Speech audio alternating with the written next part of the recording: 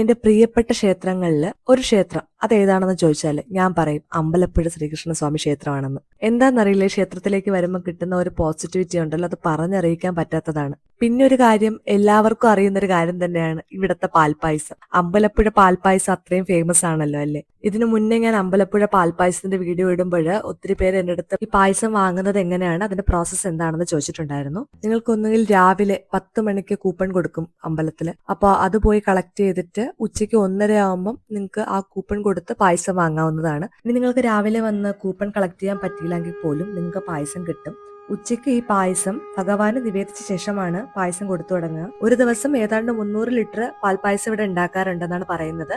ഒരു 7-8 ഉരുളികളിലായിട്ടാണ് പായസം ഭഗവാന് നിവേദിക്കാനായിട്ട് കൊണ്ടുപോകുന്നത്. അപ്പോ കൂപ്പൺ ഇല്ലെങ്കിൽ പോലും നിങ്ങൾക്ക് അവിടെ ഒരു ക്യൂ ഉണ്ടാവും. ആ ക്യൂ നിന്ന് കഴിഞ്ഞാൽ ഉച്ചയ്ക്ക് 1 മണിക്കും 1:30ക്കും ഇടയിൽ കൂപ്പൺ കൊടുക്കുന്ന കൗണ്ടർ തുറക്കും. ആ കൗണ്ടറിൽ നിന്ന് നിങ്ങൾക്ക് കൂപ്പൺ എടുത്തിട്ട് ഡയറക്റ്റ് പോയി പായസം വാങ്ങിക്കാവുന്നതാണ്. നമ്മൾ ഏതാണ്ട് 1-1.5 മണിക്കൂർ ക്യൂ നിന്നിട്ടാണ് കേട്ടോ നമുക്ക് കൂപ്പൺ കിട്ടുന്നതും നമ്മൾ പായസം പോയി വാങ്ങിക്കുന്നതും. നമ്മൾ 1 ലിറ്ററിന്റെ 2 ബോട്ടിലാണ് വാങ്ങിച്ചിട്ടുണ്ടായിരുന്നത്. ഒരു ബോട്ടിലിന് 160 ആണ് ചാർജ്. നമ്മൾ വീട്ടിൽ എത്ര തവണ അമ്പലപ്പുഴ പാൽപ്പായസം ഉണ്ടാക്കിയാലും ക്ഷേത്രത്തിൽ നിന്ന് കിട്ടുന്ന പാൽപ്പായസത്തിന്റെ സ്വാദ് ഉണ്ടാവാറില്ല എന്നാണ് എനിക്ക് തോന്നിയിട്ടുള്ളത്. അപ്പൊ ഇനി അമ്പലപ്പുഴ ശ്രീകൃഷ്ണസ്വാമി ക്ഷേത്രത്തിലേക്ക് വരുമ്പോൾ കണ്ണനെയും തൊഴുത് ഇവിടുത്തെ പാൽപ്പായസവും കൂടെ വാങ്ങിച്ചിട്ട് വേണം പോകാൻ. അപ്പോൾ അത്രേ ഉള്ളൂ. ബൈ ഫ്രം കൊച്ചു സിംപ്ലി റെസിപ്പീസ്.